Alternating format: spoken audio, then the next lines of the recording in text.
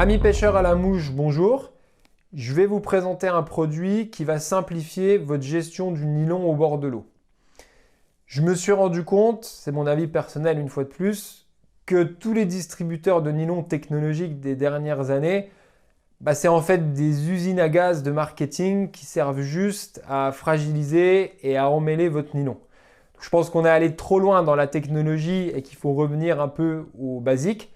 Et je vais vous expliquer sur mon expérience personnelle pourquoi je pense que justement trop de technologie tue la technologie. Je vous présente dans le cadre ici tous les distributeurs de nylon technologiques que vous avez tous pu voir les dernières années.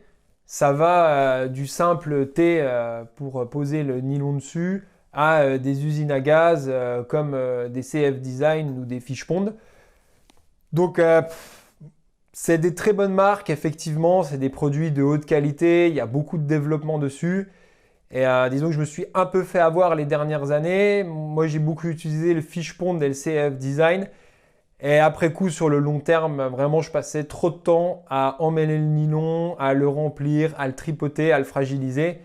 Et ce que je reproche vraiment à ces usines à gaz ultra technologiques, c'est qu'en fait, ça vous pousse à emmener au bord de l'eau trop de nylon, trop de diamètre, trop de quantité. Et le vrai problème, je pense, c'est qu'un nylon, il n'est pas fait pour être exposé aux UV, à l'humidité, parce qu'il se fragilise. C'est comme les mouches que je vous propose, quand vous prenez une sélection de 100, 200 mouches, ça ne sert à rien d'emmener tout ça au bord de l'eau. Il faut une boîte de stockage et une boîte pour aller au bord de l'eau. Donc même concept, il faut de la réserve, mais je pense qu'au bord de l'eau, il faut aller avec juste la quantité de nylon disponible. Ça fait une fois de plus du bon minimalisme qui vous empêche d'avoir 2 tonnes de matériel sur soi pour, une fois de plus, ne pas se concentrer sur l'essentiel. Donc j'ai été utilisateur de toutes ces usines à gaz technologiques. Je me suis fait séduire par des belles marques, notamment Fishpond et CF Design qui font des très beaux produits. Mais j'ai fait un pas en arrière sur ce paramètre-là parce que trop de technologie, je vous l'ai dit, à un moment tue la technologie. Et j'ai fait un retour en arrière, donc j'ai simplexifié mes produits. J'ai fait des bobines de nylon qui sont à la fois simples et complexes. C'est ce que je vais vous expliquer par la suite.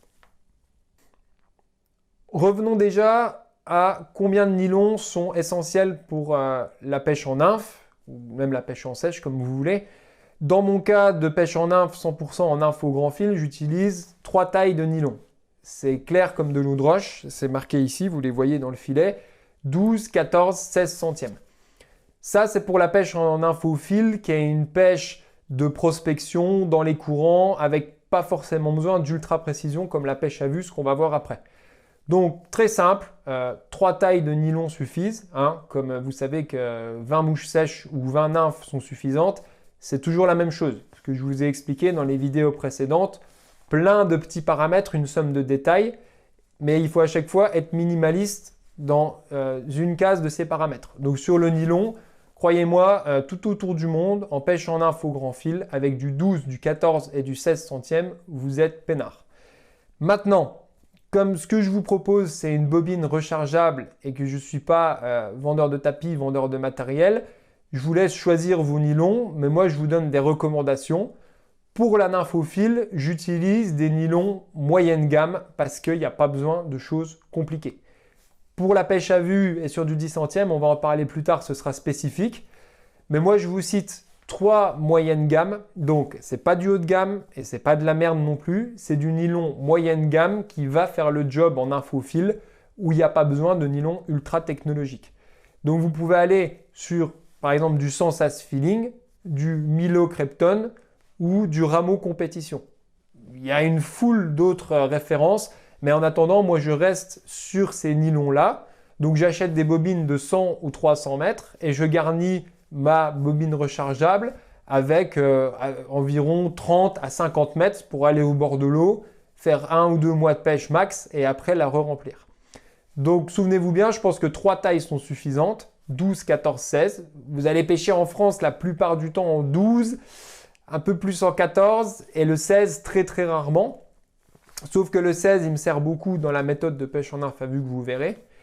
Donc, c'était le point important sur les 3 nylons, 12, 14, 16. et d'où vous avez vu les 3 bobines, le code couleur qui est simple comme bonjour, donc vert, orange, rouge, vous avez compris, 12, 14, 16. Et ce qui me permet, moi, en 2-2, quand je suis à la pêche n'importe où, sans me prendre la tête, vert, orange, rouge, pam, je sors ma bobine, je sais ce que j'ai, je la remets, et il n'y a plus d'usine à gaz à emmêler, tout est très simple. Je reviens sur le cas spécifique des nylons très fins en 10 centièmes. Donc moi, personnellement, je ne descends jamais en dessous du 10 centièmes, je trouve que c'est une connerie. Histoire de goût et couleur, vous voyez ça avec vous-même. Du 10 centièmes, c'est largement suffisant. Et dans les pêches extrêmes de technique, je reprends toujours les mêmes exemples. Nymphe à vue sur la loue, nymphe à vue sur la sorgue, nymphe à vue sur les gaves à l'étiage sur des poissons très compliqués. Effectivement, il faut parfois descendre en 10 centièmes car les poissons sont trop éduqués. Pour les nymphes au fil très très compliquées à l'étiage, effectivement, parfois je descends en 10 centièmes avec seulement une seule nymphe.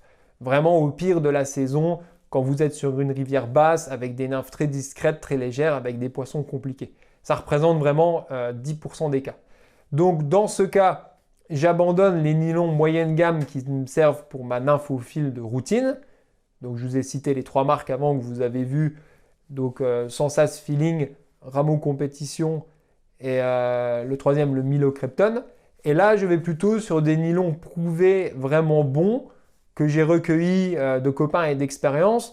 Donc je reste sur du Frogger nylon, du Stroft nylon et le 3e, j'ai oublié, mais c'est pas grave. Ah non, excusez-moi, le Trout Hunter. Ça y est, je me souviens. Donc ça, c'est des nylons qui sont plus chers, forcément, ils sont plus qualitatifs. Et en 10 centièmes, je reste sur ces exemples de nylon.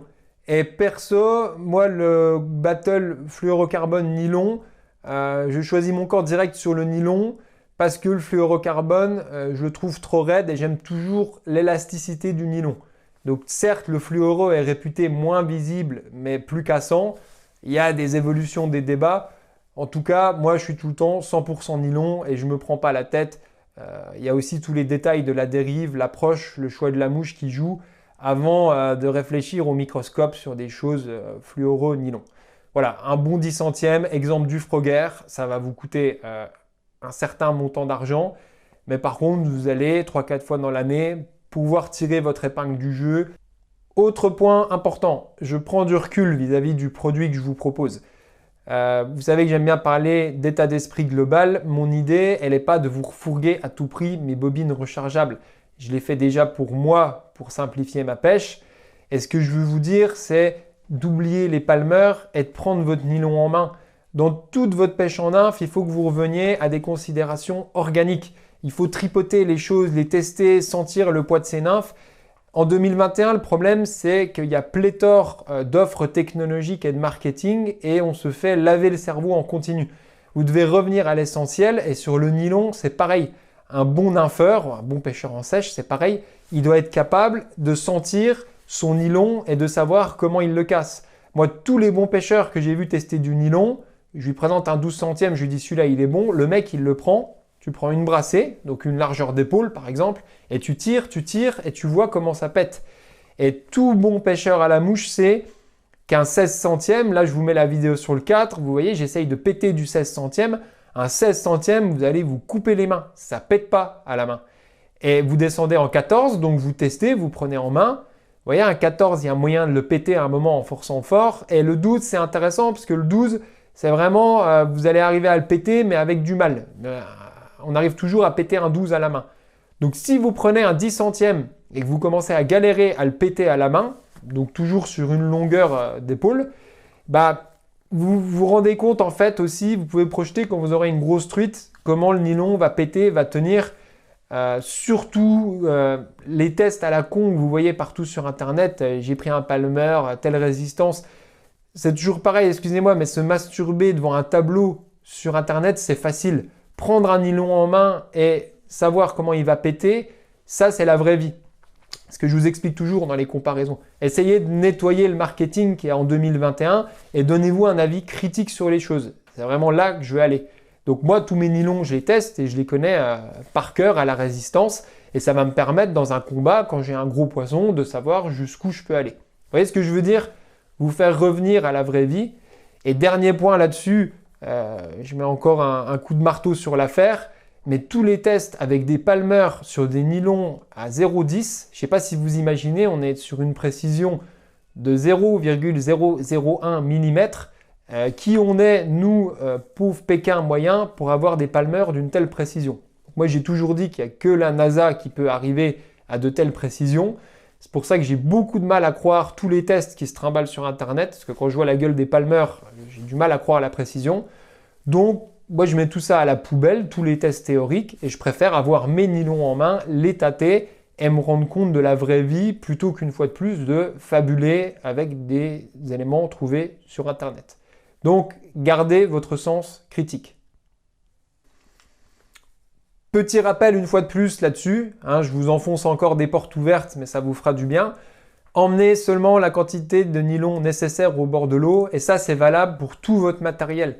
Développez votre sens critique, même si vous pêchez qu'en sèche, que vous n'aimez pas la pêche en nymphe, dites-vous ça, est-ce que j'ai besoin vraiment de 8 boîtes de sèche au bord de l'eau? Des émergentes, des culs de canard, des palmeurs, des peutes, des sedges Godard, des sedges en flanc de canne. La réflexion est la même pour tout. Les coupe-fils, les accessoires et tout, essayez d'être critique vis-à-vis de ça. Est-ce que vous le faites parce que vous avez vu des choses marketing dans un magazine ou sur un blog ou dans une vidéo? Ou alors est-ce que vous le faites vraiment pour vous? Moi personnellement, j'assume mon minimalisme et je suis content avec moi-même, avec mon ego, parce que j'ai pas besoin de me trimballer 10 kg de matériel au bord de l'eau. C'est avec ça aussi que je veux vous emmener. Avec mes bobines de nylon rechargeables, je vais vous emmener vers ça, vers un minimalisme efficace. Par contre, vous voyez, c'est des bobines assez abouties, c'est bien foutu, c'est de l'impression 3D, ça a une bonne gueule, ça a un côté pratique, il y a une petite encoche pour garder le fil, il y a un code couleur, c'est de la simplexification. Le minimalisme, c'est pas tout dégraisser, tout couper et avoir juste le minimum. Faire du minimalisme, en général, c'est plutôt simplexifier les choses. C'est les rendre plus simples, plus fonctionnelles. Et essayez, je vous conseille vraiment d'avoir ça sur tout votre équipement. Donc dernière étape de la vidéo, je vais vous montrer comment garnir cette fameuse bobine. Donc comme d'habitude, comme je suis un mec sympa, je vous ai fait un exemple sur fond noir avec du fil orange fluo pétant. Parce que j'écoute les conseils, quand les gens m'appellent et discutent avec moi, j'essaye d'adapter des choses, que ce soit plus visible pour vous et plus compréhensible. Donc vous voyez là simplement que j'exécute ce que j'appelle un nœud de lasso. Je ne peux pas vous faire plus simple, ça s'appelle un nœud de lasso. C'est le même nœud que le cow-boy utilise au Texas quand il va aller choper son veau. Donc je vous présente ici sur fond noir le nœud de lasso que vous allez faire en dehors de la bobine. Et puis vous allez aller coincer votre bobine avec le nylon. C'est juste pour faire une accroche de tenue. Il n'y a pas une idée de solidité dans ce nœud. C'est juste un nœud d'accroche, un nœud d'ancrage. Donc vous allez tourner dans le bon sens et à un moment faire un ancrage et puis enrouler tranquillement vos 20, 30, 40 mètres, c'est suffisant, de nylon que vous aurez choisi sur votre bobine qui est livrée vide. Donc il y a deux manières pour remplir. Soit vous tournez la bobine pour remplir régulièrement, donc c'est la bobine qui tourne, ou soit version 2, vous tournez le nylon autour de la bobine. Moi personnellement j'alterne les deux. Je vais vous confier un secret un peu honteux. Moi, je fais ça devant la télé, je me prends 5-10 minutes par bobine, je me mets devant la télé tranquillement, j'emballe mes petits nylons, je me fais des bobines d'avance. Parce que comme vous avez deviné, moi j'ai le double, j'ai toujours des bobines d'avance à la maison, vu que je suis anticipatif. Donc quand j'en finis une, je la remplace et je la garde au sec chez moi. Après, franchement, vous mettez 30-40 mètres de nylon, ça vous prend 10 minutes, j'exagère, à remplir, vous êtes parti pour 2 mois à la pêche. Et vous emmenez que la quantité de nylon nécessaire. J'espère que vous avez tout compris sur cette vidéo. J'espère vraiment que ça va vous simplifier votre pêche. Et cette vidéo, c'est que le début de présentation d'équipements Nymph Evolution. Parce que mon boulot, il est celui de monteur de mouches et aussi de pêcheur qui est souvent au bord de l'eau. Donc comme j'ai très peu d'équipements, je vais continuer à vous présenter des équipements de qualité que je customise à ma sauce ou pas. Et je vais faire ça en parallèle de ma production de mouches. Et d'ailleurs, pour finir, je voulais vraiment remercier tous les clients là, que j'ai eu au mois de février. J'ai eu un afflux énorme de commandes, encore plus que d'habitude. Donc je suis très occupé, je suis désolé si je réponds pas parce que aux emails et parfois au téléphone parce que qualité des mouches en premier. Et je vous remercie énormément, ça fait un grand plaisir de voir que la France retourne à l'achat local. Et j'ai beaucoup de retours sur la qualité des mouches qui vous fait beaucoup plaisir et l'efficacité et le minimalisme des produits. Donc je remercie tous les clients en plus qui me font un message de merci pour le petit plus que je mets à chaque fois dans la commande. Et je vous dis merci pour vos merci. Je ne peux pas répondre à tout le monde, mais en tout cas, c'est un bonheur pour moi que vous soyez ravis de la qualité des mouches. Et mon seul but, c'est qu'elles vous prennent beaucoup de poissons. Donc, si mes nymphes vous permettent de mouiller votre épuisette, vous faites de moi un pêcheur et un monteur heureux. Je vous dis à bientôt pour une prochaine vidéo.